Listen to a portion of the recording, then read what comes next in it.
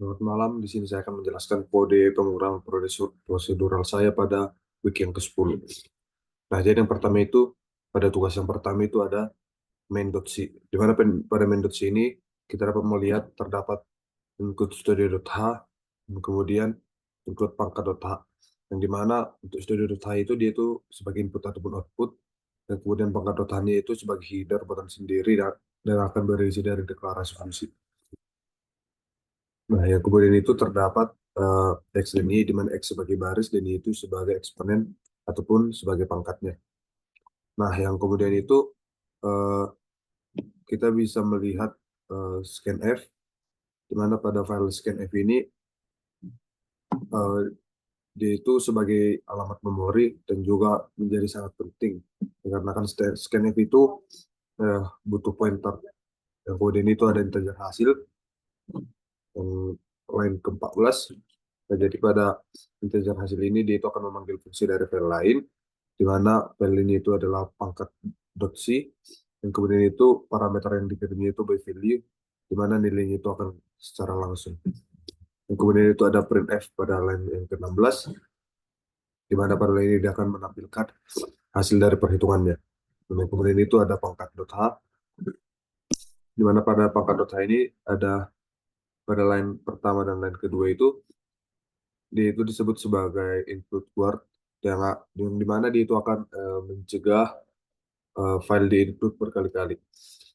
Nah, yang kemudian itu ada integer hitung pangkat pada line ke-6, di mana itu berfungsi sebagai deklarasi fungsi karena berubah isinya.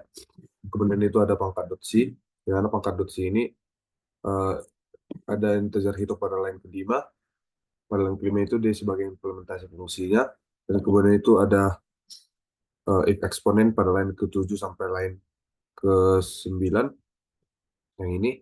Nah, pada sini dia itu menggunakan aturan matematika, di mana eh, X pangkat 0 itu sama dengan 1. Dan kemudian itu eh, mulai dari line ke-12 sampai paling bawah, dari for integer I sama dengan 0 itu, dia itu sebagai loop untuk perkalian berulang, di mana eh, seperti 2 pangkat 3 itu menjadi 2 kali 2 kali 2. Dia itu menggunakan perkalian yang berulang. Nah, untuk tugas yang kedua itu, main.c yang pertama, eh, di sini ya, terdapat float max min yang pada line ke-11. Dia itu digunakan sebagai variabel untuk hasil. Dan kemudian di sini float nilai mahasiswa ini yang line ke-7, dia itu sebagai array yang berisi data nilai. Dan kemudian hitung statistiknya itu line ke-14 ini, dia itu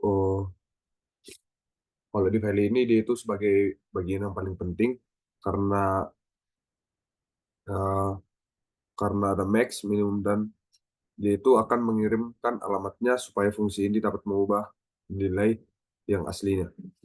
Kemudian itu ada statistik.h, di mana statistik.h ini eh, pada line ke-7 ini yang paling panjang. Ini, baik. Nah, jadi dia itu menjadi yang tertinggi ataupun pointer, yang berarti itu fungsinya itu akan menerima alamat dari variabel.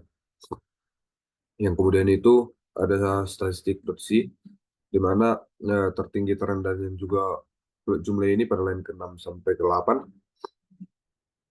Dia itu akan mengambil elemen pertama sebagai awalnya, dan yang tertinggi itu adalah dan yang tertinggi itu eh, yang ini pada line ke-6, dia itu akan mengisi ke nilai alamat pointernya. Dan kemudian itu ada loopnya, di mana loopnya itu for integer i sama dengan 1 pada line ke-11. Kenapa dimulai dari 1? Kita buat di sini sama dengan 1, karena indeks nolnya itu sudah dipakai tadi.